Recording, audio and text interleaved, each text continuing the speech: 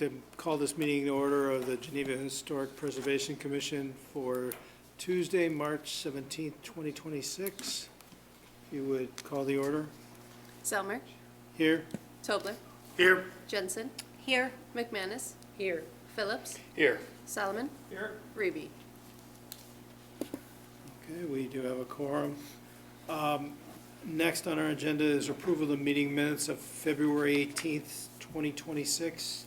Can I get a motion to approve? Unless you've got any. Motion to approve the minutes from February 18th, 2026. Second. call. Zelmer. Aye. Tobler. Aye. Jensen. Aye. McManus. Aye. Phillips. Aye. Solomon. Okay, great. Number 3 on our agenda is the 5-minute field guide. If you can take it away, Emily. All right, today we're going to do a little bit of a background on cultural landscapes. So the National Park Service recognizes 5 basic types of cultural resources. These include museum objects. The one example that we have there is a Marion Mahoney Griffin drawing. She was the first female architect in the state of Illinois and the second in the United States to be licensed. What was her name? I'm sorry, what was her name? Marion Mahoney Griffin. And she worked in Frank Lloyd Wright Studio, so you'll see that a lot of her renderings are in Wright's work. Archaeology, this is Ann Axtell Morris at the Aztec Ruins National Monument in Mesa Verde. There's also historic and prehistoric structures, which this commission is the most familiar with. That's Hull House of Jane Addams. Ethnographic resources. This is a group of Catherine Durham dancers shown in mid-rehearsal in New York in 1946. And she was an ethnographic researcher of dance and also a choreographer herself. And she studied African and Caribbean dance movement. She's one of the first people to really introduce that study to the U.S. And then finally, we have cultural landscapes, which is the focus of today. In this specific cultural landscape is the walled garden at Belfield, which is related to the Franklin D. Roosevelt National Historic Site, and it was done by Beatrix Ferrand. So this is sort of how the Park Service splits up the way that they study these things and also the way that they organize them in their process. And because the Park Service really filters down to a lot of other studies, this is how a lot of preservation and cultural restoration people also organize their ways of thought around cultural resources. Cultural landscapes specifically have 4 different types then that the Park Service breaks down. That's historic designed, so places that are really, I mean, it's in the name, designed. Deliberate creations that reflect a defined style or landscape, or sometimes the work of a notable landscape architect or designer. Lots of parks and gardens, things like that. Historic sites, which are significant for specific associations. This one specifically is Little Rock campus. The historic vernacular, which illustrates people's cultural values and social or individual behaviors, and they reflect the settlement and development of use over time. You'll see that a lot in different sort of cultural gatherings of buildings and other sites. And then ethnographic landscapes, which are spaces of historic cultural practices which are still being practiced today. So this one is Lake Clark National Park and Preserve in Alaska. And then there's a lot of different characteristics breakdowns in once you get into specific landscapes. They're all listed here, and you can kind of see them in these examples that I have. For example, at the arch, there's specific built water features, constructed water features that you can see sort of in that circle there. There's a fountain. And in the Hopewell Ceremonial Earthworks, which is top right, there's specific views and vistas, and that was also used for circulation. And then bottom is Bathhouse Row in Hot Springs, and that obviously has buildings and structures, but it also has things like specific spatial organization related to the development of that landscape. And how does this really affect us in Geneva? So having a district in itself is kind of considered to be a cultural landscape. The cultural landscape of State Street or State and Third, for example, is a specific developed landscape over time of different features, including buildings, including street furniture, including circulation features that has sort of been created to build up around the specific culture of Geneva. so it could be considered a vernacular landscape. We also have mini landscapes in every property. A lot of times you can even see it in just one lot. This property specifically is at 311 South First, and they still have an original spring house on site, which you can see in that back aerial. And that's related to the development of just that house's property. So at one point, that was truly what they used for their plumbing systems. We manage our cultural landscapes in a lot of different ways. One of them is going to come up later today. Cultural landscape reports are commonly generated to examine what's going on in a landscape, what's wrong with it, what can be helped, and basic maintenance advice. Surveys and inventories are done regularly so that everyone knows exactly what's in a cultural landscape. Frequently, the surveys and inventories can be built into the CLRs. Similarly, maintenance plans are created all the time for cultural landscapes, especially when it's owned by one cohesive site, such as a park. And those can also be generated into CLRs or just standalone pieces, depending on the needs of that specific landscape.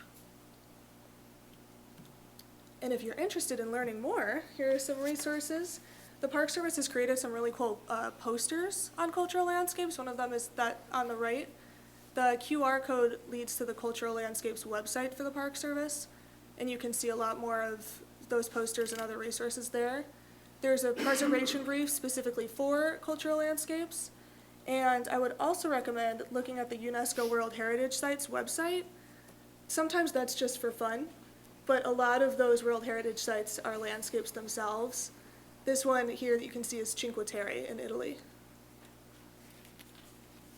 And if anyone else is interested, Michael also did a 5-minute field guide years ago, I think in 2021, on sort of cultural geography, and that's very related to the cultural landscapes topic, so you can see that on the Geneva website as well. That's all I got. Any questions? Thank you. Good. Thank you. Are there, I guess I do have just Yes? one question of, we don't have any specific landscapes like called out in our, in the district itself though, right? Not as such. We typically go by property, so technically a lot could be considered a landscape, but we're more focused on the buildings here and then the context of the Sure. buildings, which is that landscape. Sure. Would the Fabian Forest Preserve like area, would that be considered a landscape or would that be considered, well, I know there's a Frank Lloyd Wright home there and everything too, but, or renovation?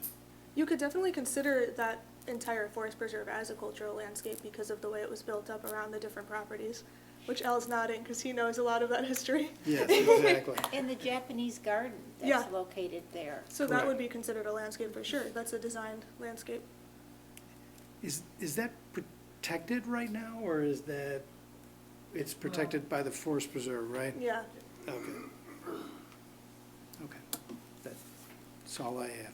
But is the Fabian House, it's landmarked, isn't it?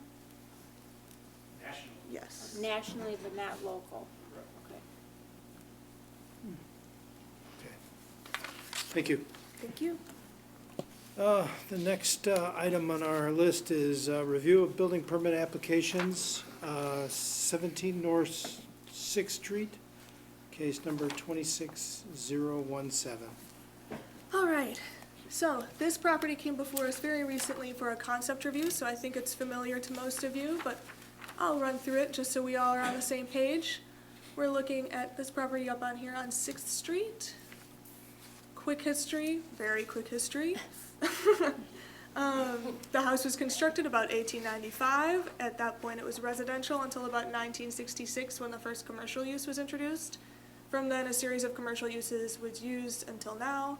Currently, it's commercial on the first floor still. And part of the goal of this plan is to bring it back to fully residential use. And you might remember the newspaper article, the house was struck by lightning at one point while everyone was getting ready for bed. We have a couple of permits on file for this property. In 2001, there was a porch remodel. In 2012, the roof was redone. And in 2025, the garage behind the house was approved to start construction. So that's the site, and that garage is not on this updated site, but it is behind the house. Here's the existing condition specifically of the area which is visible from the street. Like I said last time, we do have that parking lot on the side, but because that's not public right-of-way, we're not really looking at that side still. We're only looking at it from the front where the public right-of-way is. And here's the proposal. Most of the goal on the front would be focused on rehabilitating that porch to sort of shore it up and make it more accessible. So we're gonna have a slightly wider door, slightly narrower windows. I have the storm windows up there for reference. A lot of you all saw them last month too. And other than that, most of it is repair of siding, repair of windows, removal of shutters, that type of thing. And then I also just have for discussion purposes, those two sides at a larger scale so it's easier to see. I think that's all I've got for this one, if you want to come up. Good evening, Sean Gallagher, 427 Anderson Boulevard. I'm the architect working with our friends at Hogan Design and Construction. Last month I came before you describing the project. Again, it actually is 2 floors of formerly law offices being converted into residential on the 2nd floor and 1st floor separate, so it's 2 units. The front porch is the kind of the primary focus with this. As outlined last time, we're removing the shutters. The siding's going to be, so currently the siding is synthetic. It's going to be patched as needed and then painted. Excuse me, the porch will get restored as we start to dismantle it and find some of the things that need to be addressed. We will address that. But with the front, we're replacing those windows with slightly narrower ones because we need a 36-inch door entering. I was asked last time to maybe consider removing the transom above the storm door, and we did.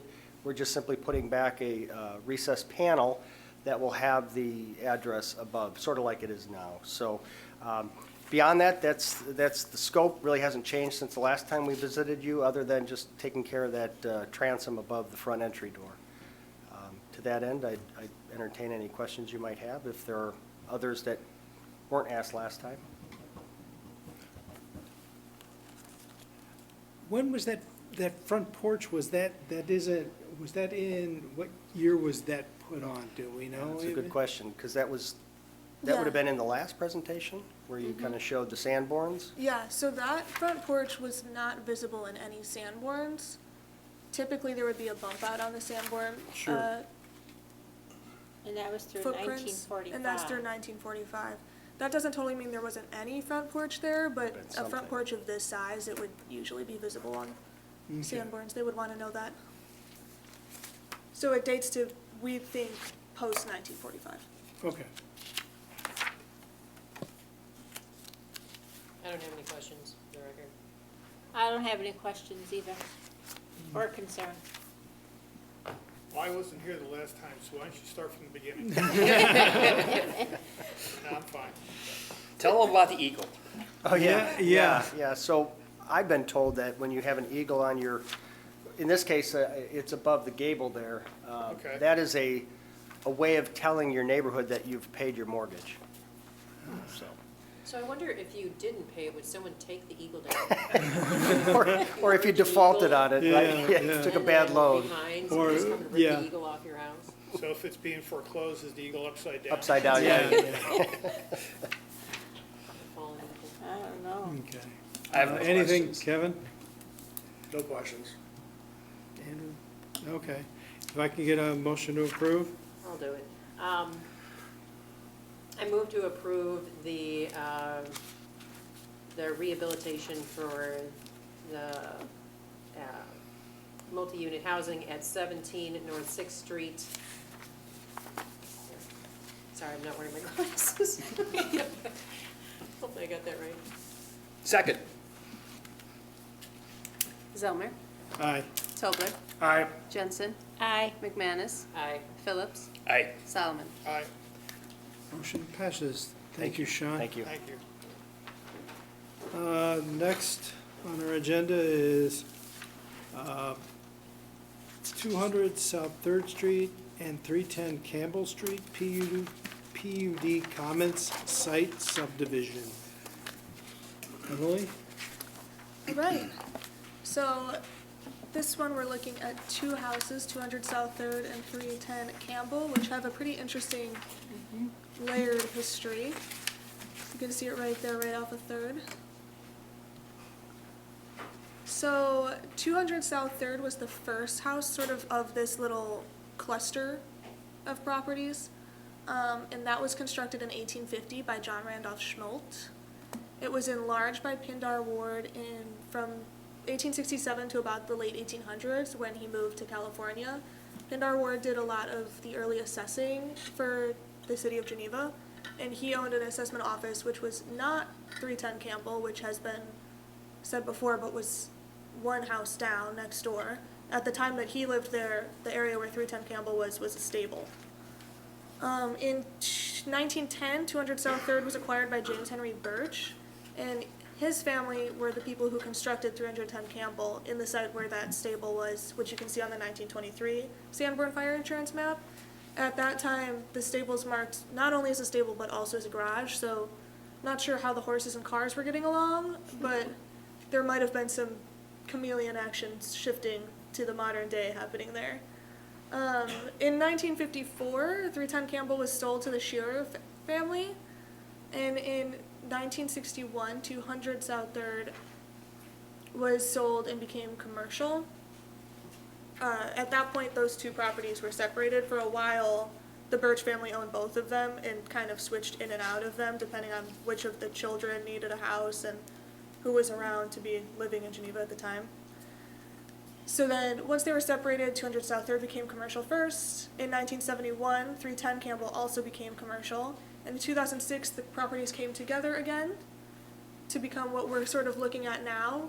Then they were connected through a physical connection point. Recently, this property came before HPC as a PUD recommendation to get that connection removed, so that's been done. And we're now looking at dividing it back into two lots. So a subdivision specifically dividing into two lots, they're physically separated at this point already. So here's some of those histories, and also a great image from the atlas from when the Ward family lived in the property, which I'm sure he got in because he was doing all the assessments, so he got to get his house featured in the atlas too. In 2000, there was an addition. In 2006, there was that addition which connected the buildings that I mentioned, and it enclosed the porch as well.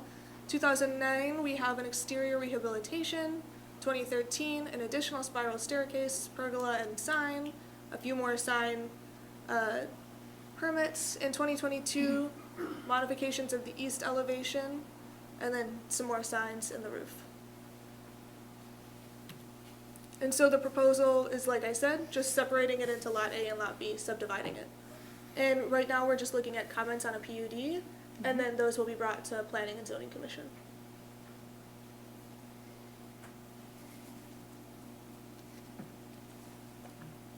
That's all I got. I don't have any questions or comments. Oh, I'm sorry. I wasn't even, I'm jumping. Sorry, I'm jumping. I'm jumping ahead of you. Dan McFadden, 28 West 757 Stafford Place, Warrenville. That was a good explanation of something really complicated. Yeah. Do you guys get where Yep. this is going and what it is now? Yeah, Yeah, we do. yeah, so, do we have any comments at all about this? I mean, It's going back the way it was. Yeah, yeah. yeah, not even a little. Yeah, I feel like we should be saying something, but I don't have anything to say. Yeah, yeah, you know what the goal was, goal achieved. It's just dividing it into two lots, Yeah. essentially. You're not doing anything to any of the buildings there or any of the landscaping or anything. Is that correct? The landscaping was done recently, last summer. It looks nice. Thanks. Yeah, so essentially, Emily talked about the cultural, was that? Somewhat reference- related, Yeah. but not, there's a lot of cultural landscapes coming up lately. Okay. But it is sort of like a cultural landscape that's all been developed together, but also had time apart. Yeah, so the buildings, we brought the buildings fairly close together, so that corridor was a tricky space to be anything other than just a corridor. And I envisioned that the shed, which was used to store stuff, could be turned into an AUD, which it was, and it's now a store. And I just think when I accomplish this last piece, that then is sort of set in stone, that, you know, there is a really nice buffer between these buildings and not a sharp cutoff. So we're also creating cross easements, probably too much information, but cross easements to guarantee the future maintenance of the entirety of that space, even though it crosses over two property lines. Very Is good. there signage for the shed store that's in the back there? Yeah. Out on Campbell Street? Yeah, a lot Okay, of the stuff we did in that last slide was signage, so that was okay, plenty of signage. There's 2025 signs. okay. And we're removing signs because we added an apartment, 2024, to what was a commercial space in the Campbell Street building, and we're doing that to a commercial space in the Third Street building as well. Very good. Unless you got anything, if I can get a motion to approve? Motion to, oh, do we have to approve this, or are we just giving comments This for is the just PUD? comments. Just comments? Okay. I think it's fine. Yeah, I don't. Thank yeah. you. Thank you. Thank you, for- guys, appreciate it. Thank you for coming in. Appreciate it. Okay. With that, next on our agenda is the comments on the HPC program updates. Take it away. First one is Historic District and Landmarks Property Inventory. All right. So I have this pulled up online if we need to, but I'm gonna look at the presentation first. You all have the link to this to look it over throughout the month, and like I mentioned in the meeting, I got some individual emails asking to do some double checks on different statuses of different properties, different ratings. So I'm just gonna go through those one by one so we can talk about them, and then talk about the survey as a whole at the end, if that works for everyone. Yeah, that's good. Perfect. So quick context to their survey, we're basing this off of what we've been using historically, which is the 1999 Survey of Architectural Resources. Then there was the 2016-2017 update to the existing summary and inventory. Michael started taking that 2016-2017 update and really making it a very in-depth survey, a more focused inventory using histories and permit histories and those types of things, which you don't always see in a windshield survey, which is the scale that the 1999 and 2016 ones were.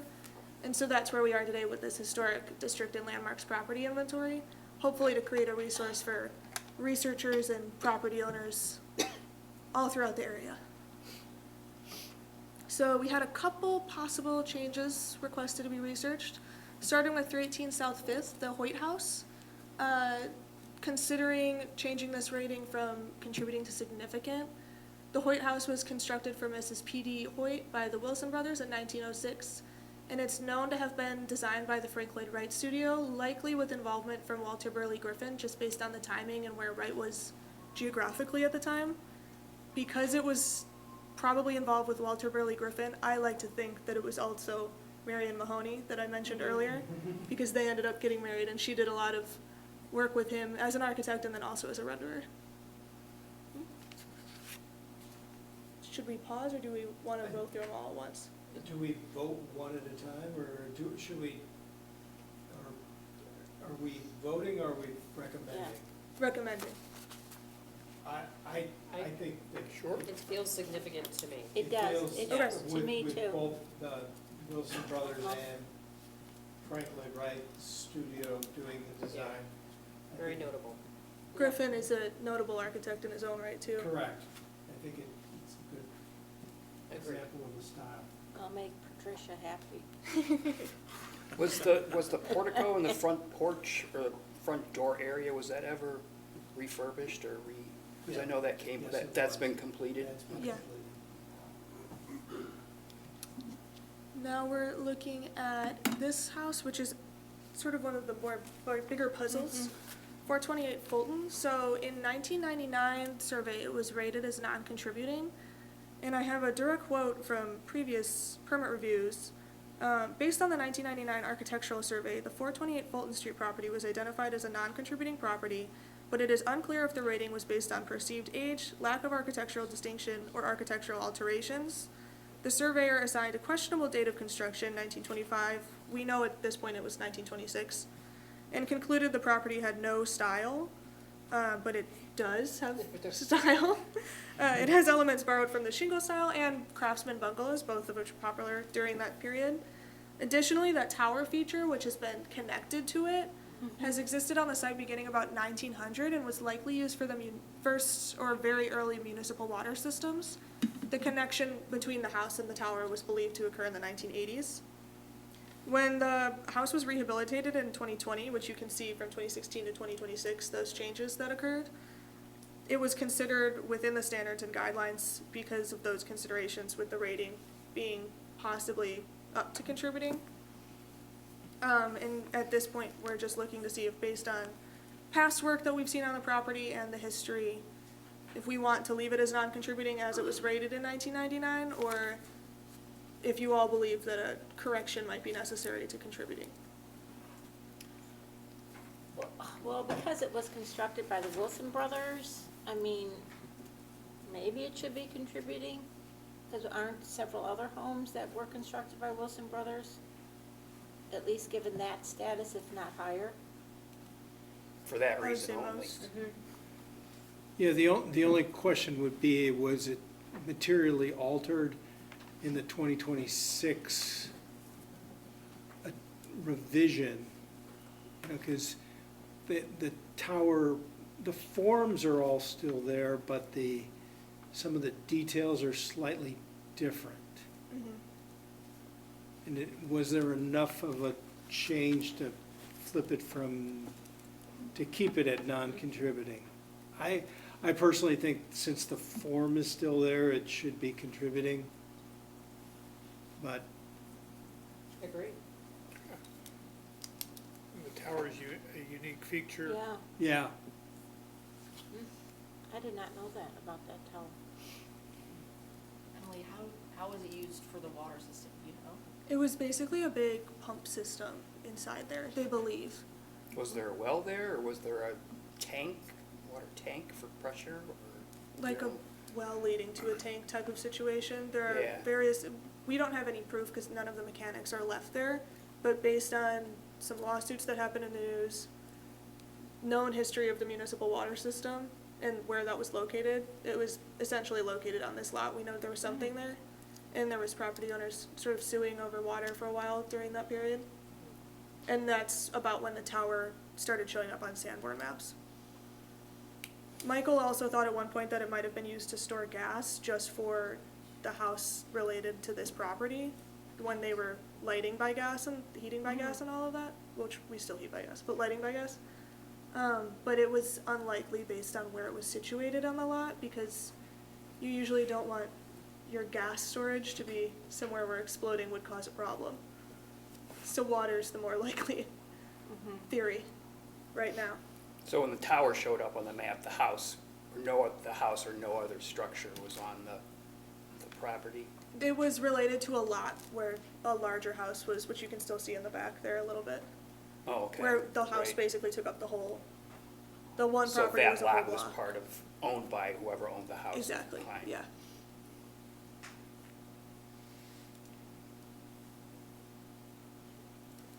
I Thumbs think up? it goes to contributing then. Okay.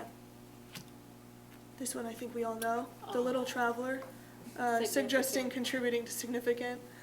It was constructed for A.B. Moore in 1862, but we all know it because of Kate Raftery, who transitioned the site and a lot of third to commercial property, and was also involved in her River Lane beautification project after moving out of this property and onto River Lane. So A.B. Moore has other properties in Geneva, what are they listed as?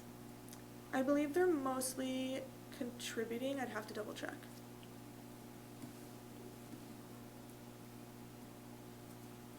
The only question would be, is it been significantly altered enough to not be significant? I don't think so. But it's still culturally significant, I would say. Yeah, this significance rating would be definitely more cultural. And the original structure is still there. Yeah, Yeah. on the outside and inside. Yeah, agree. Okay, well, I think that's pretty easy, Yeah, I Yeah. think so. significant, Thought I would give us a relaxing one after the last yeah. one. And then this is the last one that got specifically brought up to me before the meeting, or the last kind of set. I looked into some of the River Lane beautification project properties. All of them are currently considered contributing. These two seemed like what made the most sense to rate up the rating to significant if we were going to be looking at making some of those significant. 208 South River is the Raftery home, so that's where the Rafteries moved after the Little Traveler sort of took over the 3rd Street house. And then 209 South River is the Robin Dienst and Helen North home. Robin Dienst owned the bookstore inside the Little Traveler, and which eventually outgrew the Little Traveler and became its own business. And the two of them lived in this property, and we're good friends with Kate Raftery, and we're also good friends with Jane Addams, who we saw in her whole house during the landscape presentation. Was Jane Addams ever there? Do we know if she? She had lunch there a few times. She would take the train in, and they would every time put it in the newspaper. Jane Addams made it into Geneva, and it was always at the Dienst in North home. Would we be changing them all to significant, all the ones, or just these two? The current, what I was kind of proposing would be to just do these two. I just featured those for the context of, there's a lot more, but using the sort of social significance on top of the beautification project and on top of the architectural and the age, those two seemed the most high value socially, not that the rest of them weren't. Yeah. When were they all, what's the timeline for those? They were both constructed right around the time that the Little Traveler was founded, in about the 1920s, 1930s. I don't remember the exact dates, and I should have written them down, so I apologize. But But all of River Lane was done during the 20s and 30s? yeah, The beautification. yeah, the beautification project. My instinct is that, contributing seems like a fair assessment for most of those homes. The Rafferty home, I think, is still contributing. I think the North home is probably significant. That's me. Why the Why the Rafferty North Home? didn't make, is it, Well, and what's its claim to fame? That they moved there after they sold the or, Little Traveler? They were living there after they still own the Little Traveler after they moved out of the Little Traveler, so they were running the Little Traveler and also the beautification project while living in this home. Oh.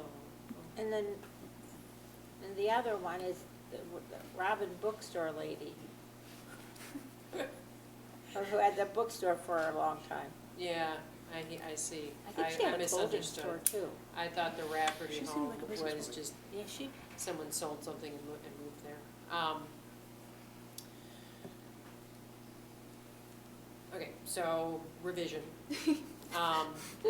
Then I would say again, all these homes on River Lane are contributing, and then I would be open to having both of those be significant, if only because of who was Yeah. living there, and not necessarily because it was,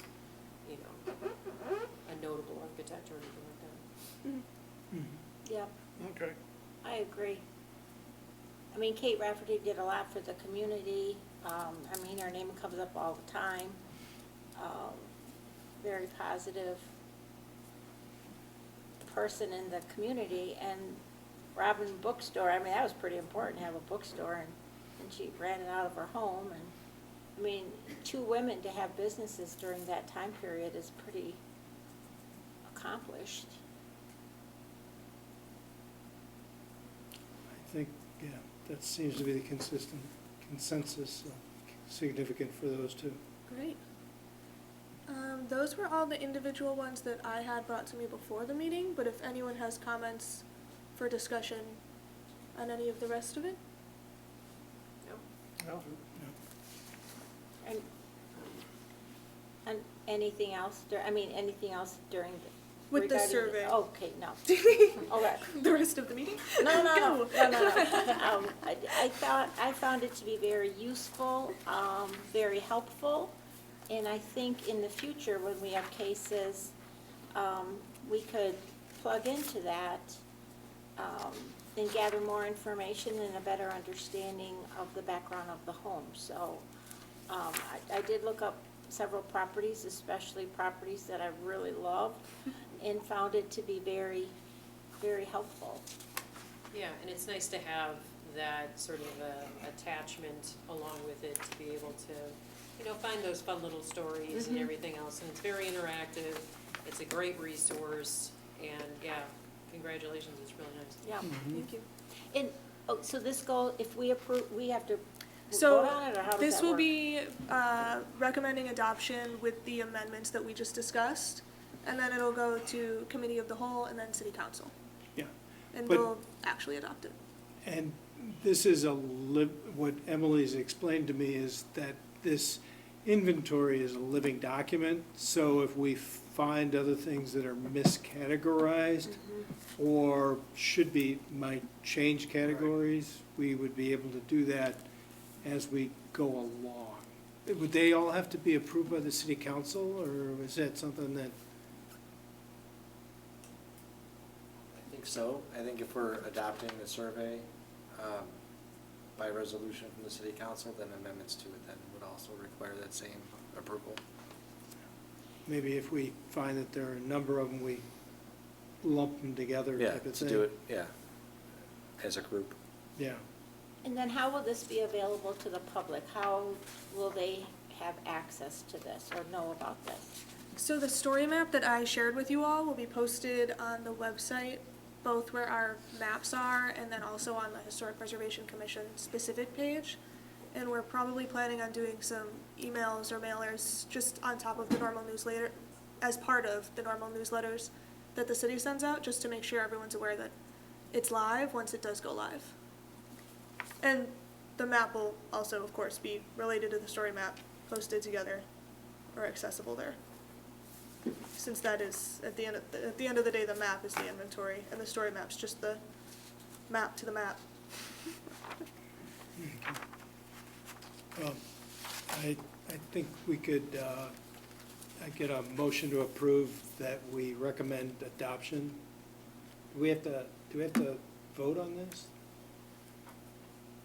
Just a recommendation, Oh, recommend approval with those modifications. With the amendments? with those amendments, so, yeah, Sounds good.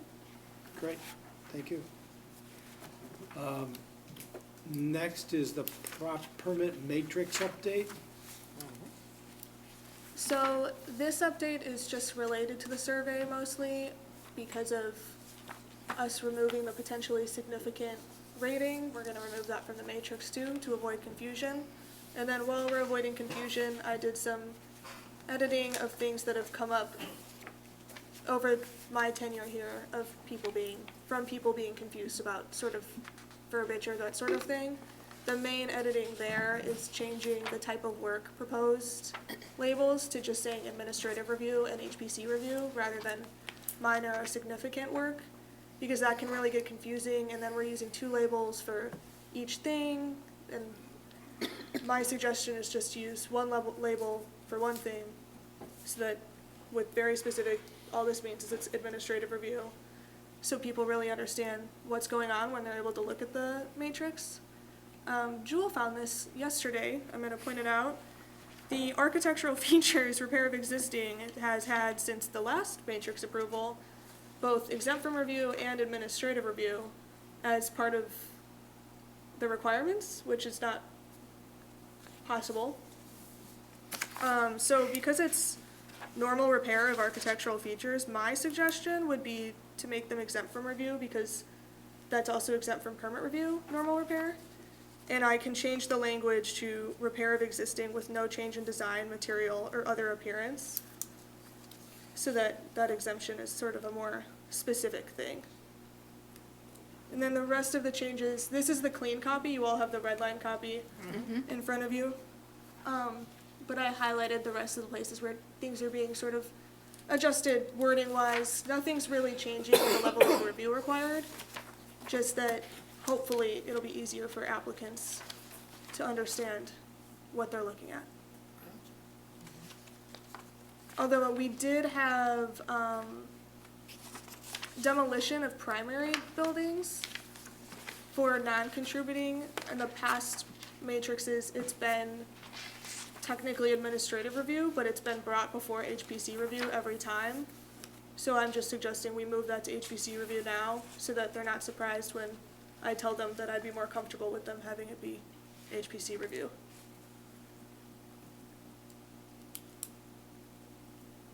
So if there are any comments on that, this is just comments, and you all are able to approve this.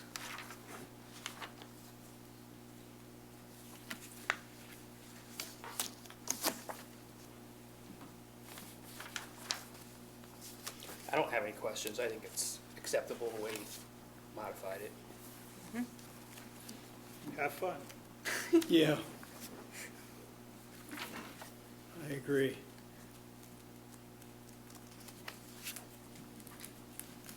Any other comments?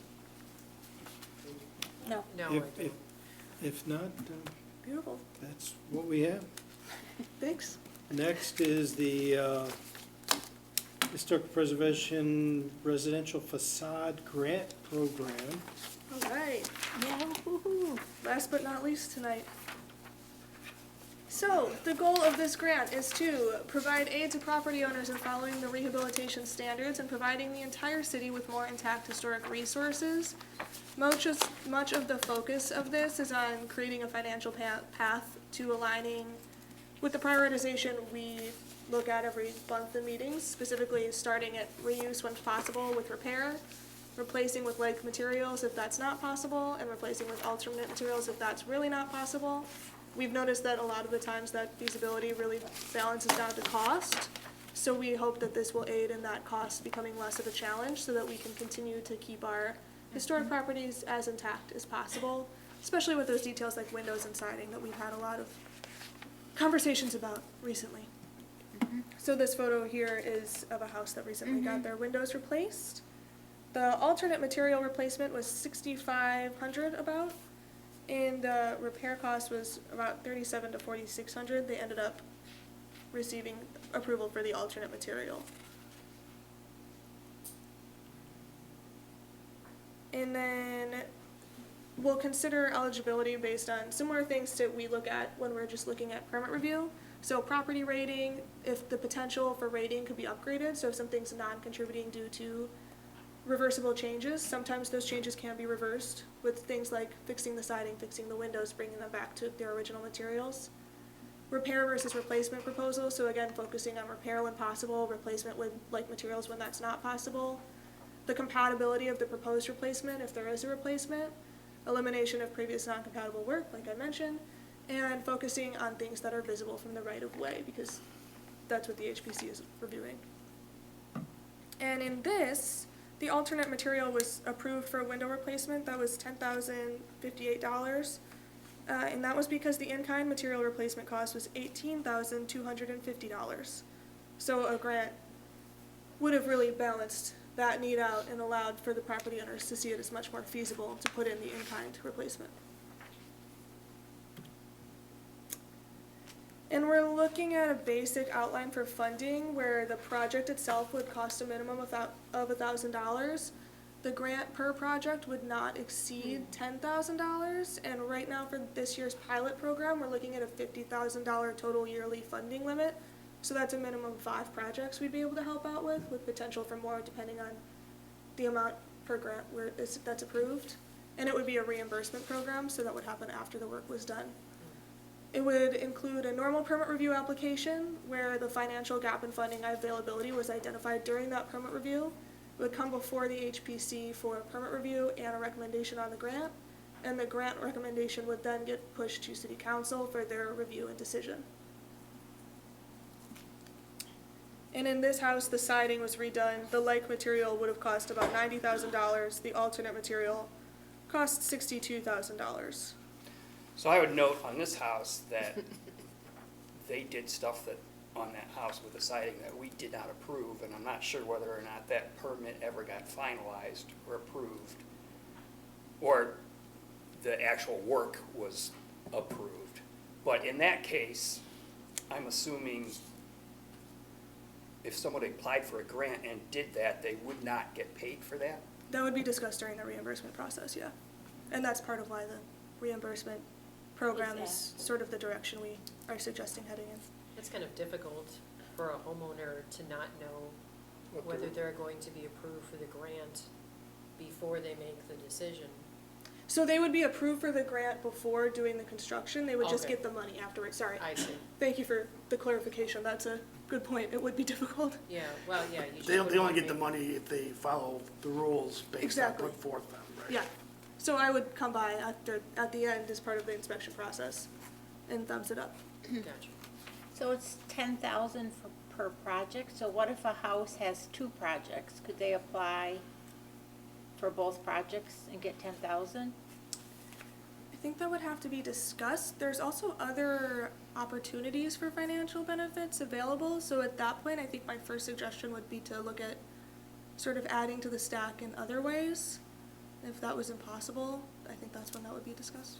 And I think this is also up to us in city council as well, so if, there's 5 projects in theory that we're, granting up to $10,000, I don't know that we would grant the same homeowner twice when there's other people that could need the funds. That's true. It would ultimately be reviewed by, Would it just make it simpler, just put the black and white saying just the address is just the project? You can't have 2 projects on one address or one property Per year. per year? we could I'm just adjust throwing the it out there, verbiage, I we think we could. have to, but I'm just throwing it out there. I think, But it just cleans it up. Yeah. But what if nobody else applies? but then, I would imagine that Emily would be making people aware of, I don't know, is this something you're recommending to people, or? Well, we have the money in the budget, so we might as Yeah. well. Yeah, so I'm sure you're making people aware of the opportunities that exist. But it's only for repairs or in-kind replacement, and that, to fill that gap, right, between, because most of the time people want to replace. That would be the priority, yeah. And so, that kind of restricts the award of the fund to those specific types of projects, right? And is it on a first come, first served basis? Like whoever applies first gets considered first, and then the second person that applies, they would get the second consideration. Yep. And it's only for contributing or significant properties.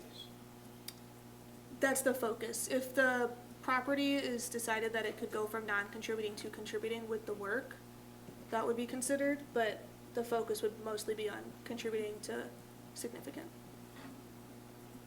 I would not say there's many projects in the district that would go from, they do exist, absolutely, but not as many that would go from non-contributing to contributing with work of this scale.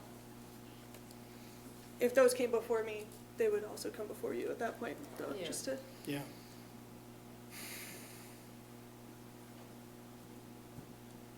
Have you ever, I'm sorry, I want to add something. Have you Yeah. ever made a determination of non-contributing to contributing? I'm trying to remember in the history of, I believe there was one that I can't remember the address to, that was one of your projects. okay, And it was The siding was brought back, they stripped the siding off from aluminum, the wooden was still underneath it.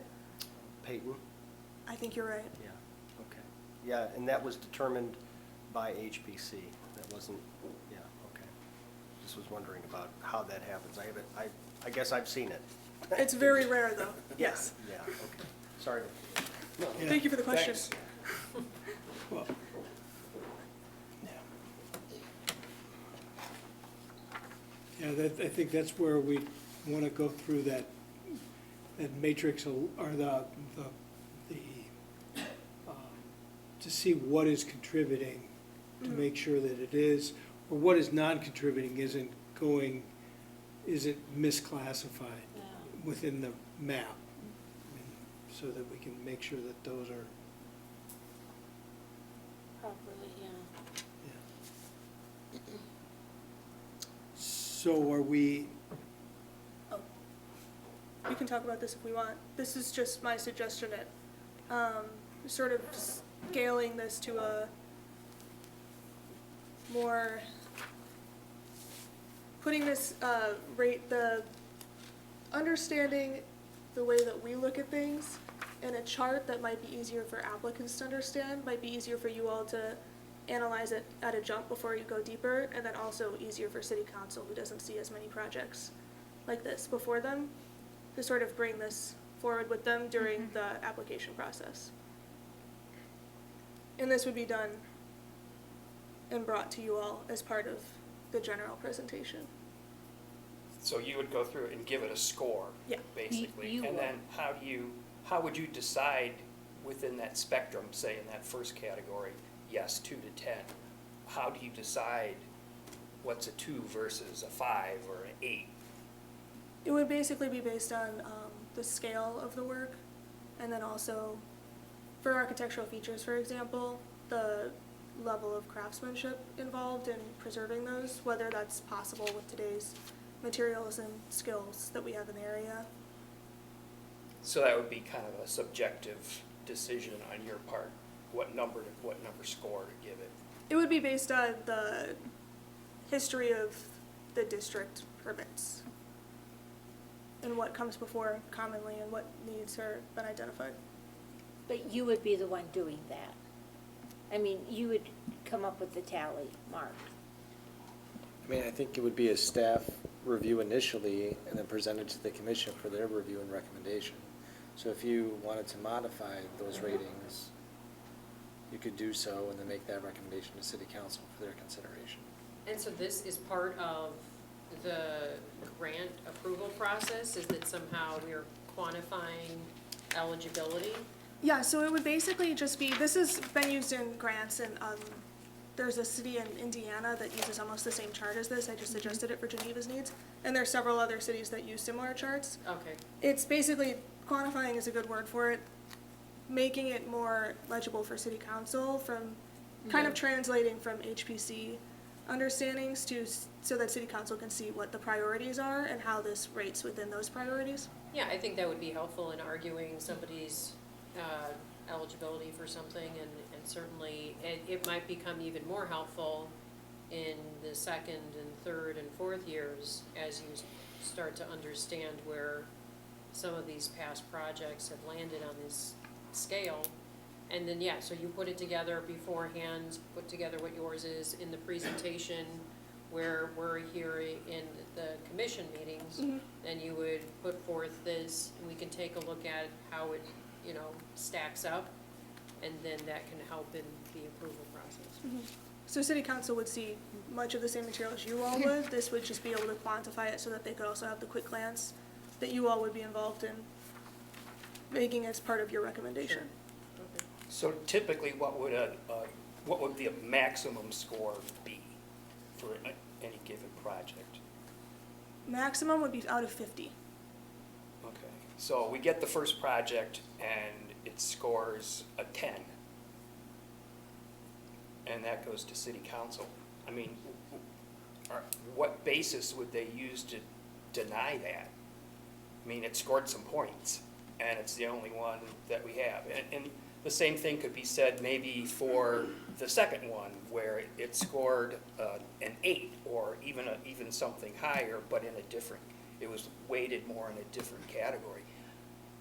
I'm not really sure I understand the need for the score or how it's going to be applied by us or city council. I feel like this will be more helpful in the following years, once we see how they all kind of Right. net out. But you have to be very consistent in, Yeah. Right, in and how how you you assign score the it. numbers Right. within the spectrum for each Yeah, category. because is any one of these projects ever gonna score a 50? You know, probably not, you know, but what is a high score? We don't really know what the high score is, you know, until we see where a lot of these projects would, unless you wanna look at past projects and see how they would qualify, you know, like, I don't know. And this is proposed for the pilot program for the year, so Oh, it will improve as time goes on, like Lisa's saying. And Yeah. this again this chart will be sort of the snapshot at the beginning of the presentation. City council will still get the same information as you all with all the extra context. Yeah, this is supplemental and not this first sheet Exactly. of the. Can I ask a silly question? So if the project, the one that says visible from the right of way, Mhm. if it's not visible, then would that mean that that this chart also would not come before the commission? Like, would the proposal not come before the commission? The focus of the grant would be on work being done on the front facade, so it would not be likely. If it's sort of like the project we saw today, where part of it is visible on the side as well, that might get more consideration for what could be paid for and what couldn't be. Helps to. Or what could be assisted and what couldn't be. my only concern is the consistency, that when this is being done, that it's consistent across the board to other applicants. So as consistent as possible, who's ever scoring it or looking at these categories. It could be as time goes on too, that details are sort of broken out and this becomes a much more in-depth rubric. I just wouldn't want city council to say, you know, yes to a 10 and a no to an 8. You know, because I don't know that there's really a significant difference there, and I'm not sure that how, I think, you know, council members might grab on to that score as something being more significant maybe than it really is in determining whether or not a given project is, you know, worthy of, you know, $10,000. Well, show it as a percentage. So Yeah, if the total's 50, 10 out of 50, you know, you could rate it by, you know, that kind of a percentage scale that everybody understands. Or not. Yeah, I mean, And, because it makes it seem like it's a test score, you if the know. commission doesn't feel like a score is necessary, I mean, these are the items we are looking at, you know, is it visible Yeah. from the right of way? Are we preserving original materials? Are we replacing with like materials if we are replacing? It could just be asking and answering those questions. Like a checklist. Yeah. Right. Yeah. Rather Say yes than- or no. I mean, because Yeah. I don't understand why we would give a point or take a point away for, like, for instance, no feature remains to be preserved. Or if we could see like if you could do a sample one, like maybe on one of Sean's houses that he's working on. We could just use that as a, Maybe a completed project. Yeah, something that we, yeah, that we, or, just so that we could see how it would be scored and why it's scored that way. Because a highly qualified property might be a 10 out of 50, you know, well, I think about that. or a that- 20 that- out of 50 That or something. building, the one on River Street, the one that they insisted on replacing the windows, Oh, yeah. and that, you know, that would check a lot of boxes and would get a pretty good score, I would think.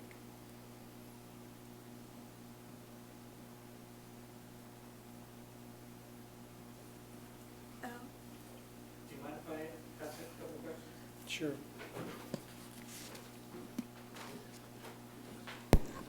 Al Watts, Preservation Partners. I agree with Kevin, first of all, that I think a checklist is better than a score. Just, I think it's even simpler it's a yes or no question for council to look at. So I have two questions. First of all, is the budget isn't approved, but, right? It's not approved yet. It is approved. Oh, the budget is approved, so this is already in the budget. There's, right, $50,000 in the fiscal year 27 budget, so that begins May 1st of this year. Okay, so this is more a question of the process. The budget is already, there's already $50,000 Right, set so aside for this. It's set aside, so we've drafted the program for the commission's consideration, and that'll be advanced to city council. Okay, so we're just talking about the process for city, for the, Right. okay, that's first. And then,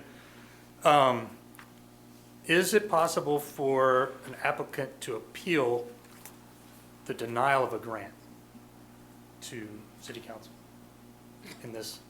Well, city council will be making the final decision, so there wouldn't, Would it automatically, if they make an application, does it get to city council, or would it be one of our recommendations to just not even allow it go forward to city council? Because we didn't feel So that. If we can you go deny it- back up, Emily, to the slide before where you've got the process? So you've got a permit review. At some point, this is all passing through our offices, just like any other permit and any other proposal might. And you're already gonna be providing feedback. If somebody's way out in left field and they think they're eligible for this grant and it doesn't qualify at all, I think you're gonna already try to steer them and not even bring up these funds to somebody that's completely ineligible. That's what I'm thinking, is that there's people that are, obviously not eligible for this, and we're not gonna steer them in that grant direction in the first place. You mean like 'cause vinyl that's- siding? Yeah, exactly. I mean, so I think that there's different steps along the way before they ever get to city council, before they ever get to that point, or even before they're sitting before us and talking and debating some of these things. Because I'm assuming this grant is gonna come up as an agenda item, right, in one of our meetings, and then we're gonna vote on it the way we would vote on anything else, correct?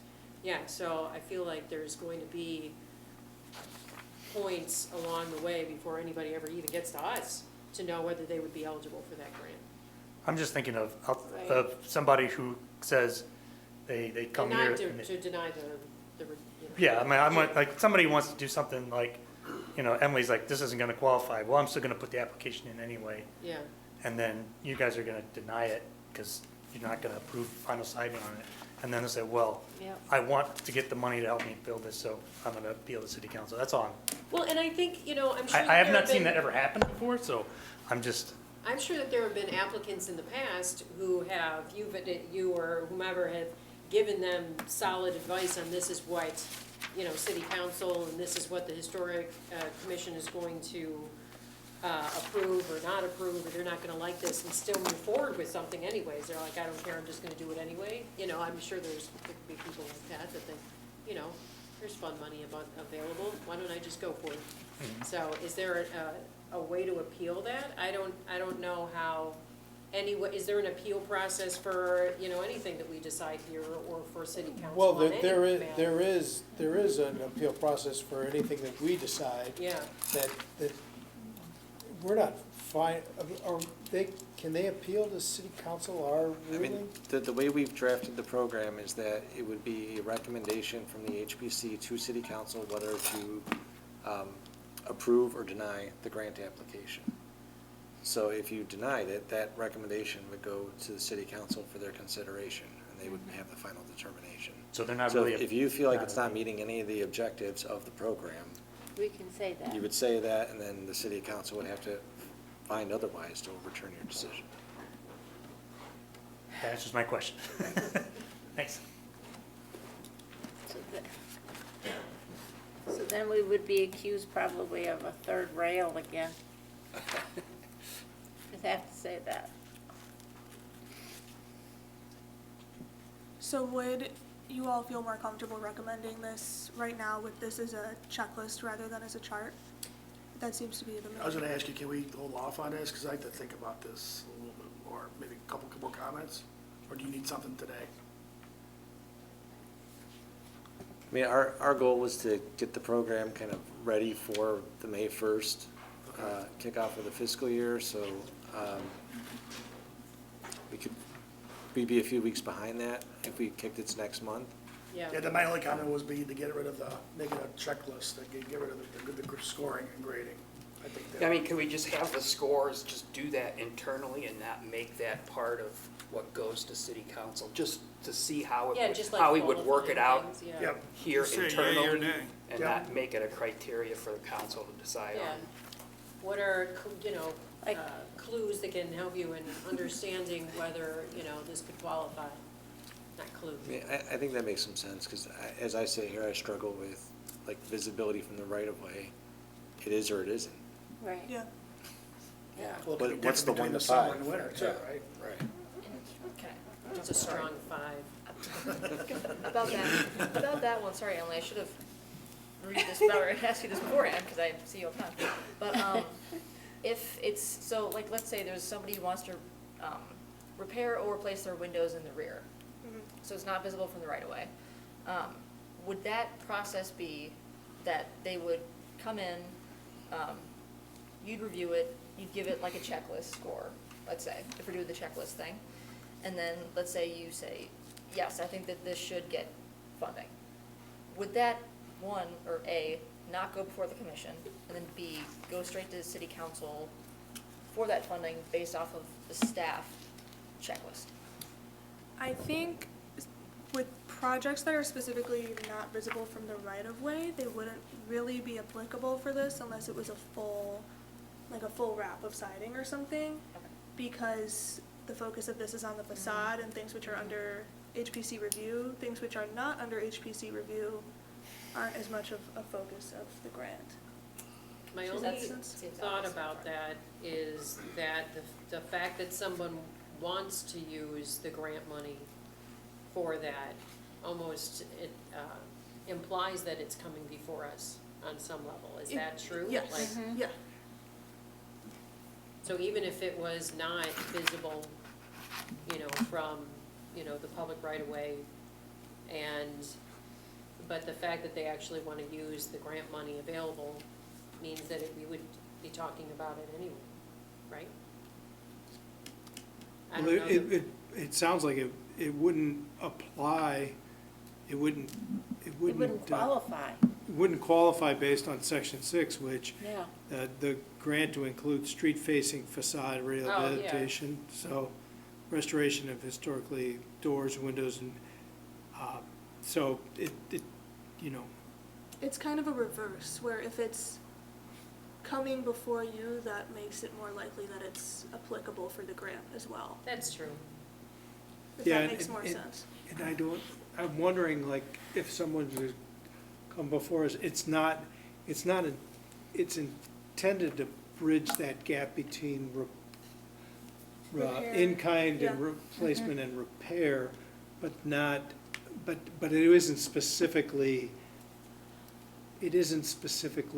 designed to be, like, if you found out it was $6,000 to repair it more than it was, you could still get $10,000 for that, because the windows themselves, the repair of the windows might be $20,000, but the gap may only be $6,000. We would approve, they could go for the $10,000, not just the 6, right?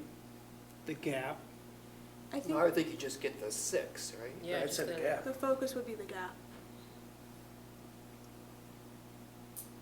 Yeah, I'd go back to your slide. So it's the financial gap, right? Not to It's exceed just the 10,000. gap, not the entire, And it could be that verbiage needs to be adjusted in Cost. the grant process, and that's a recommendation that I can change when we bring it to city council. It's really intended for the gap. It's intended to be a tool for the commission. If we feel strongly that repair should take place on this, it's a significant or contributing structure on a street-facing facade. You know, you can recommend denial of the permit, or you can recommend approval with the grant. yeah. So that just kind of limits us to, like, if somebody came in and the gap was $2,000, or no, $12,000, that's too much, right? Yeah. They they can still could apply get for 10, 10,000. For yes. front. but they would be on the hook for For that two. too. Yeah. Plus whatever the rest of the project cost was. Right. But the hope would be 10 is a good amount that would be helpful to them. Yeah. Yes. And encourage Right. them. Right, Exactly. and that's the encouragement. It still costs them a little more. We're not gonna cover everything to fill that gap. But it might be enough of an incentive to make them reconsider putting hardy board on because, you know, it's just gonna cost another $2,000 to repair. On top of the normal advantages of using in-kind material of, Right. Yeah. it works better with the house, it's, keeps the house more intact. So if, for siding, so if somebody wanted to repair, the consideration was repair siding on all 4 sides or 3 sides other than the front facade. We're not paying just for the front facade, right? Or no matter where that gap occurs, they would still get an award for that. True or not? That's a good question. I think what we were contemplating was in the past, we've seen the commission allow alternate materials, you For know, the, on the side or past the first break on the side of a home and require repair or replacement in kind on the front of the home. right. And this would provide a financial tool to encourage that. to- That's how I understand it. Right, to apply it to kind of our past practices. And I go back to that cute little house that's across the street from Colin Campbell's, and that realtor lady, remember? Mhm. And then she took off the aluminum siding, and then she restored the original wood on the front of the house, and then she was able to maintain what was currently on the house. So that's how I read it, is that the 10,000 would be for the front of the house to encourage them to make sure that they are retaining or repairing the original material, whatever is there. And then if they opt to do the other portions of the home, that's going to be, So we wouldn't pay for a gap on the backside or the other sides other than the front. The So- focus would be on visible from the right of way. yeah. So if. But what if that forced them into, like, you know, instead of repairing the back, they decide to put an alternate material on there? Wouldn't we prefer that they fix the back wood siding? I think If- ultimately, the review of the grant, just like the review of any other HPC permit, will be on a case-by-case basis. So if something like that were to come up, that would be considered by both you as the commission and city council. Right, so I just want to make sure it's not prohibited to use some of this grant money on repair of siding in the back of the building, for example. I- As long as some repair is being done on the front. That's not what the application says. The focus for the grant money would be on the facades which are visible from the right of way, but by relaxing the cost of the work on those facades which are visible from the right of way through the grant, which was where money would be focused, they would have more money just because of having been awarded the grant to work on the other sides.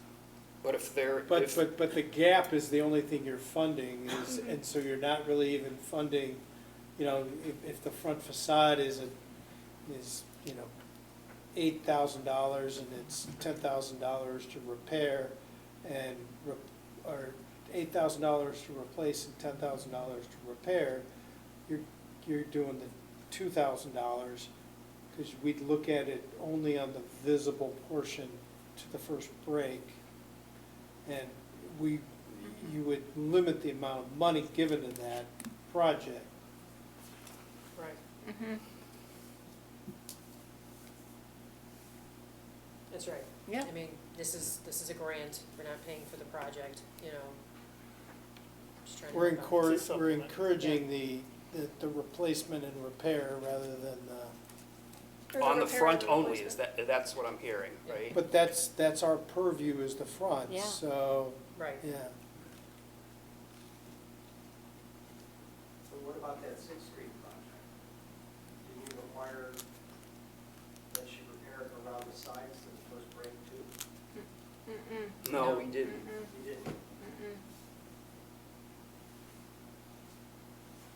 Or the back. Yeah. They had it had a bay on it, so it was a different animal.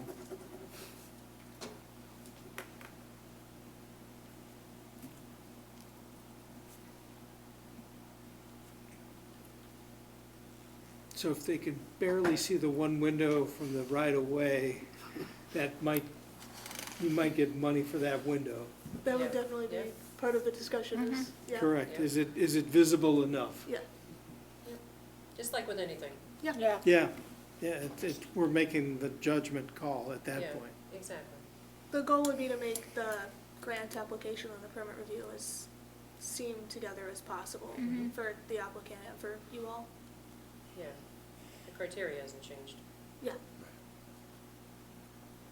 So this all means that we have to be okay with having a repaired, say, cedar siding on the front and allow, hardy board or something else on all three other sides that aren't visible from the sidewalk, right? Yeah, Mhm. yeah. Okay. It's Is not that part of our scope. HPC specifically reviews what's visible from the public right-of-way already, so that would be, Right. Uh-huh. So someone does what they always do. They want to replace windows, they get us the different costs. We know what they are. We know what the gap is. And then, if they're eligible for the grant, we can consider that. We consider the points that you've made on the following slide in a non-quantitative format. And it'll just be one of those qualifying thoughts as we're doing anything for the Yeah. commission. It does kind of, it will force the fact of cost estimating on the applicant. Yeah. Yeah, the cost estimates have to be tighter Realistic. than we've been seeing. And it has to be otherwise. done. Otherwise, we can't just give grant Right. money based on nothing. So No. Yeah, the based focus will on- be on making sure that they're getting real estimates, written estimates, real specs. nothing on a cocktail For napkin. windows, for repairs, Yeah. and for screens, and for storms. Because Yeah. we always get, Yeah. costs that don't include those for repair. That's not Yeah. apples to apples. Exactly. And I think having this tool will give the commission that ability to negotiate. Where we've had maybe some confrontation in the past, we're now offering assistance to help close that gap. Right. So we need you to make a sincere effort. So, David, this monies would be available starting May 1st? It is budgeted to Okay. start May 1st. So then people can start submitting, once everything gets approved and in place, then Right. applicants can start filling out the forms. Okay. I would encourage applicants to reach out to me and have a phone call or a meeting before they fill out the forms, but yes. Just gonna get that one on the record. So let me throw this one A out there. strong suggestion. If the gap is like $18,000 Mhm. and they can only get 10, does that mean that it's financially infeasible for them to do the repair or in-kind replacement? In our decision-making. It's up to them, Yeah, exactly. if it's gonna cost 15. Right, but I mean, Well, are we to- okay with that? Are we, Well, it would be, would we approve the project? right. Would we Basically. approve it, going for, the Yeah. I award? think we're gonna have to do this on a case-by-case I basis, the way agree. that we Yeah. do everything else. Right. And it's hard for us to tell somebody how to spend their money, and it's hard for us to understand until we have it in front of us. Yeah, I mean, there's. I think in the past, we've just kind of decided when there is that gap, if it's, Substantial, if whatever it's that substantial, means. whatever Yeah. that means. Yeah. Yeah. We allow them to replace.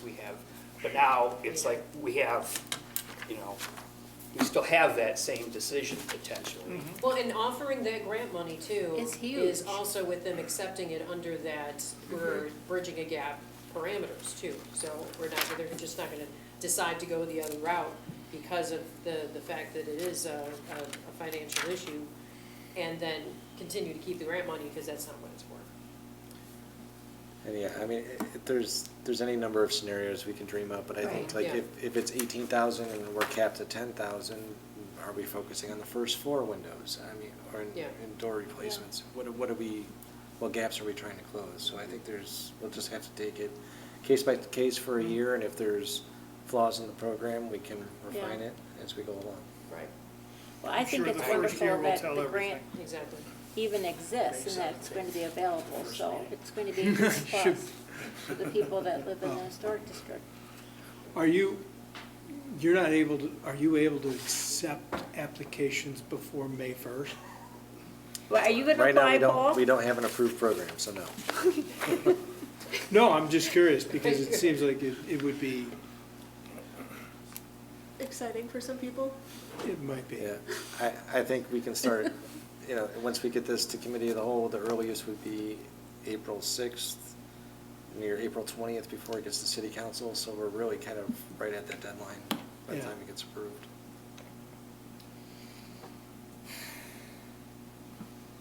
Looks good. Exciting. Okay. Yeah, so, do you have the information you need from us? Do we need to do Take the scoring system out of the application, application? use Switch that it to a internally. checklist. Use Yeah, just Satori a checklist. checklist, yeah. Yeah, and are we voting on this? Well, I have some other questions on the Okay. text of the, Sure. if that's, Yeah, that, everybody wants to. Go ahead. In section 2, where it says, in that second paragraph, it says, all applicants must undergo a normal review by the HPC. All applicants must be current with state and local taxes, be without indebtedness to the city of Geneva. Who's going to decide that or look into that?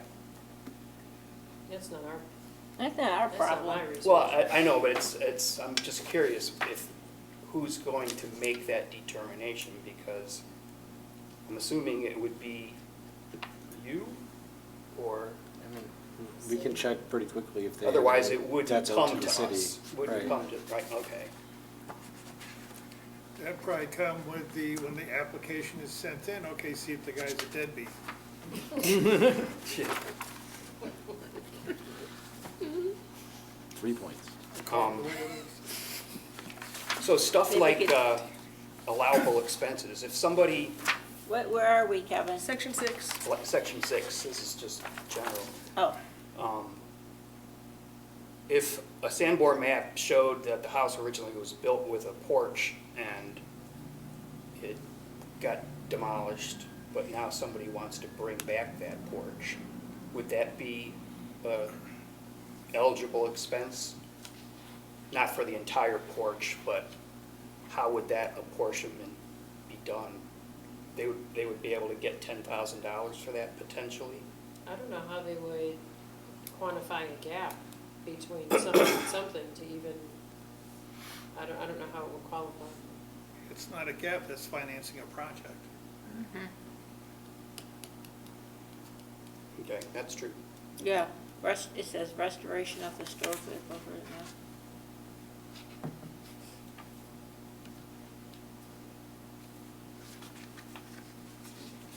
Let's see what other things they have there. Is there nothing in it that allows you to restore a historic feature? what? Is there nothing in the language that allows you to restore a historic feature? Say, for instance, a historic pediment or something that's engaged. I'm very interested about this now. 428 Ford has a new porch that's going to be restored. You Right. Yeah. kind of touched a button for me, so. Well, I guess the question would be, what would be the gap in that?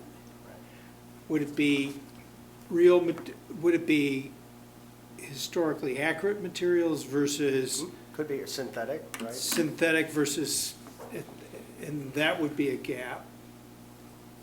It might be a gap, I should say. Or is that just a different grant altogether, Or is that, specific. I mean, another example is the same, is in the text here, it says removal of non-contributing architectural feature. There's no real gap there. Right.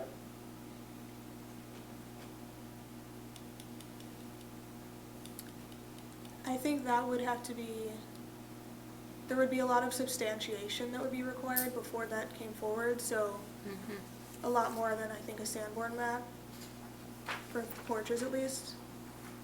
And I think that would again be case-by-case basis, looking at this as a one-year pilot program and seeing what works and what doesn't. Yeah, I mean, we don't want to go through every scenario that potentially somebody could bring, but. Yeah, I think. They will. They Yeah, will. well, I look at it as like that, are we, the gap does bother me, the idea of a gap bothers me, because it's like, is it, but that's a quantifiable item on certain things, but not on others. And I think the goal of this program specifically has been in issues we've identified with replacements for siding and windows and those types of things where the gaps are identifiable. Right. So I think And that's really that's the main purpose of priority. this, to address that Yeah. quandary that we've had in the past. Yeah, that people don't have the finances to fund those in-kind materials or, you know, Restoration. yeah, they don't have, cost this much and this costs this much and there's a gap there. So I don't know that other types of restoration projects are part of this particular grant that we're offering. And if there's some language in there that is muddying the water in that, I feel like it should be either included or removed. And my thought is, we don't have the resources, we've got $50,000. This year, I think we should be limiting it to those two, you know, siding, windows, things like that, just so we can manage our small budget for this grant money. And then if we, you know, find that we can grow it, that's great. If we find that we can grow scope and be able to help people in restoring some historic features with different parameters and different, without gaps and things like that, it's more money that we can just sort of, maybe we cap it in the future for something else, you know, then I think that's great. But right now, we just need to roll out this program as we've been discussing it and not muddy the water in terms of other qualifying things. Otherwise, we're gonna find ourselves not using this for what it was originally intended. Yeah, because it's intended to promote repairing and fixing what you have. Yeah. And if you're not doing that, if you're hell-bent to replace the window completely, then the grant's not for you, right? Especially with an alternate material, yeah. Right. Yeah. And if it's at the back of the house or something. So maybe under allowable expenses, you remove that removal of non-contributing architectural features, and you just keep restoration of historically appropriate exterior doors, windows, or building features. Keep that bullet, Sure, keep the other restoration bullet, everyone.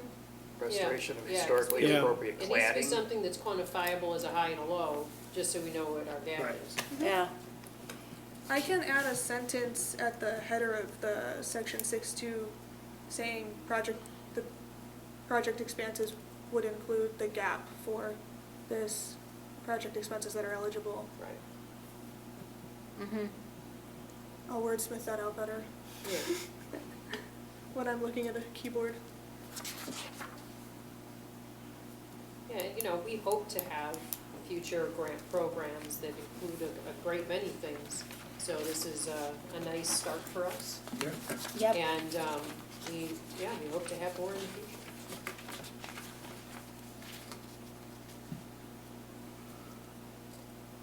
The only other thing I'll mention right now is in the sample grant agreement, there seems to be some carryover language from the adaptive reuse that It's under- probably should be edited and Yeah, so that's removed. under the legal review right now, at the same time as it's under review with you all, Okay. just so that we can get it ready for May 1st if possible, so that will be adjusted.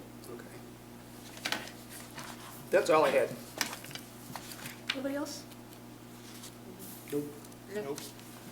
Just so I have everything, make sure that I have everything written down.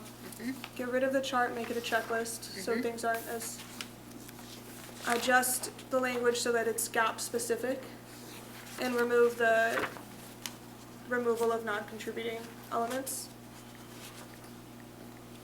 That's removed? Yes. Yep. Okay. Yep. Did they want limited to one grant per address Oh, per yes. year? Rather than Per one year. grant Project. per project? Yeah. Yeah, that's a good one. Good catch. But that would be one grant per address per year? Yeah. What about Jewel, think- to address, you put something in there, a question, like what if nobody else? Yes, applies. What if it's, unless, well, you're right, unless nobody else applies? Or unless there's Yeah. like extra at the end of the year? I don't know. I don't know. Well, can- I guess can- we can you- can we roll this over too? Can we roll over our grant money? I mean, it's gonna be subject to an annual budget review Okay. process, so. Yeah, from my experience, if you don't use it, you end up losing Yeah, it. you're gonna so- lose it. So I'm wondering, can you, if nobody does do it as just an option, can you use it as maybe workshops or something for that money?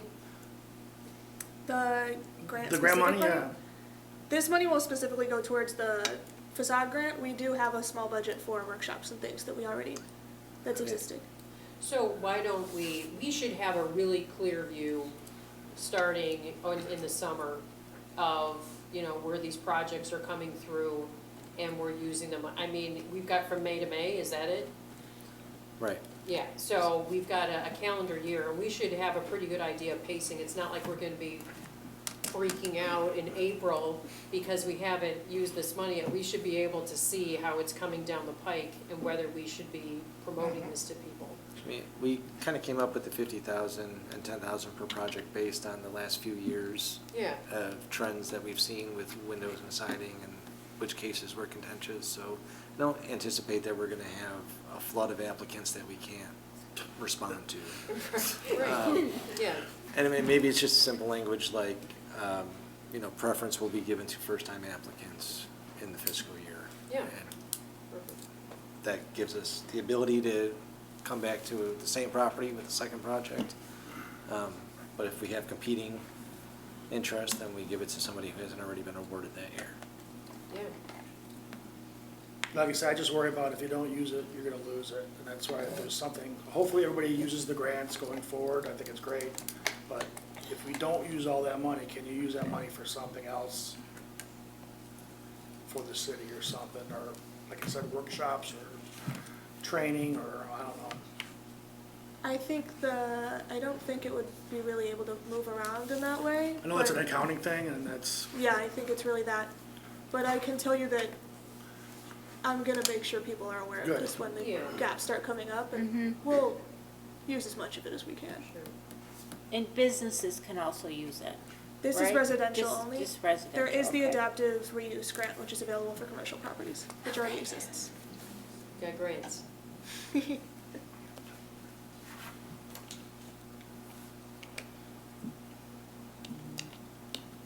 cool. Has all of the money under the adaptive reuse program been used? Has it been, it's been in place for a year, hasn't it? I think so, or close to it. Yeah. And that's 50 also, I isn't it? think it was 80. Or was it 80? Yeah. Do we vote on this recommendation? Just recommending it to Okay. city council normally. So no, I guess I shouldn't have put vote there, that's confusing people. With That's the how we- changes noted. With the Okay. adjustments we just mentioned. Okay. Well, that's good. If we can move on to Secretary's report.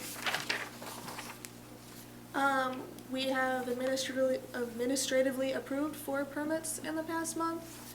All the projects are continuing as normal, and we're gearing up for a preservation month in May. Very good. Okay, with that, questions from the commissioners? Do we have an idea of the completion date for 101 East State Street? I see that kind of moving along, some framing going on inside. Do we know when that's opening up, that Our 9 Dixon? building commissioner was just over there last week, and it sounds like they're aiming for May-ish, Right. which would be a fun Preservation Month celebration. Yeah. Are they still collecting pennies? Or did they? I don't know if the collection is closed or not, but Okay. I know they were. Any updates on the blacksmith shop? Nothing since last month unless No. you have anything, yeah. Any other questions from commissioners? If not, we actually have a public here tonight, so would you like to, anything from the public? Al is our public. You're like, do we actually have a public tonight? Like, I'm not always sitting there? Yeah, Come on. last month you were. I know, I was in St. Charles, I'm sorry.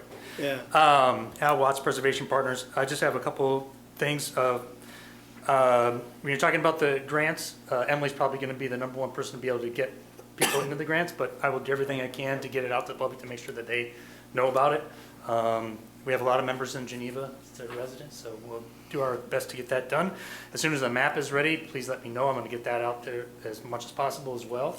I've already told St. Charles and Batavia about it, so hopefully they'll follow your guys' lead on that. And then finally, I just want to tell you about something that's coming up for us.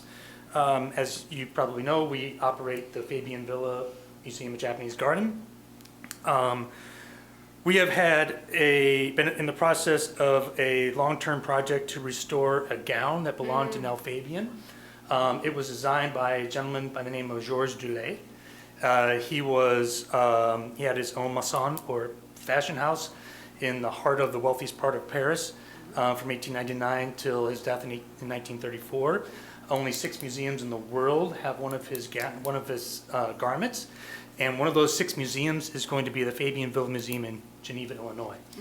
Some of the other places that have his works: the Met, the Louvre, Cincinnati Art Museum, the Kyoto Costume Museum in Japan, and also a museum in Sweden. We believe this will be the only one of his items that is on display in the world.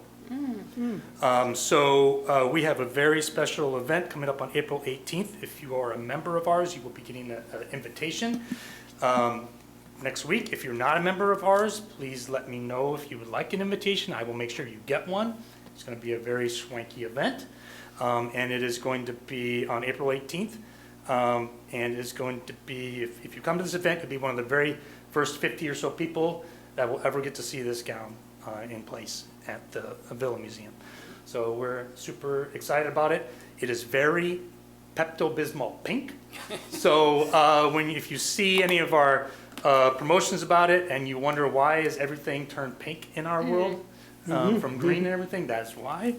So again, if you're not a member and you would like an invitation, let me know. I will make sure that you get one. So that will be on the 18th, and then the museum opens to the general public on May 2nd, and we're open Wednesdays, Saturdays, and Sundays. Obviously, when we're open to the public, you're more than welcome to come in and see it as often as possible. So just wanted you guys to know about it. It's a very big thing that's coming to Geneva. I think we'll be hearing a lot more about it soon. So. What You time, guys Al? get the first. What time on the 18th? 4 o'clock, At the Fabian? Fabian Villa Museum. There will be very expensive tickets that you can buy to come, and we will pick you up from the parking lot and drive you up to the villa and everything, so you can wear your heels and whatever. So we're really doing it up big, so it's a big deal. So it's pretty cool thing for us to have. Now Fabian she bought it sometime, we don't know exactly when, but it was probably between 1900 and 1910 probably. I believe she gave it to somebody who then donated it to an organization called Friends of Fabian, who then dissolved and gave it to us. So we've had it in our possession. Actually, it's been at the villa for since the early 80s. So it's been on display a couple of times, laid out, but it's been deteriorating very badly because most of the time it's been stored in a box in her closet, which is a shame. So we did a lot of fundraising, got a lot of great grants. I don't remember the number, but I think it's somewhere in the neighborhood of $50,000 or more that we raised to be able to make this happen. It took many years, so we're excited to bring it out to the public, and hopefully you guys will come see it, if not on the Schwenke event on April 18th, sometime during the summer, so. Yeah. Congratulations. Thanks, Al. Yeah, Thanks, Al. very good. Okay, with that, can I get a motion to adjourn? Motion. Second? Second. All in favor? Aye. Aye. Anybody opposed?